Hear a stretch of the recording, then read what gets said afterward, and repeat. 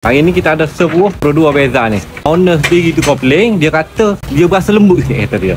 Kalau duk kira, kita cek absorber dia ni molek lagi. Naik, cuma slow.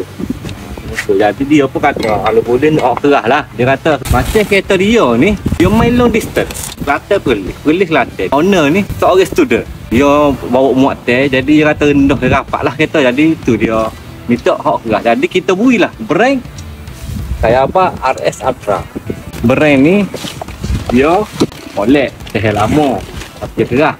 Sesuai lah kalau nak main long distance. Dan bawa barang banyak. Jadi dia tukar belakang.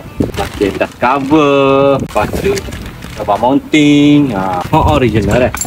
Mana ada masalah cek kereta ke, cek leaking ke, servis ke, mari mana? Ni Petronas Auto Expert kalau cepat Kota Baru Kelantan. Lacak.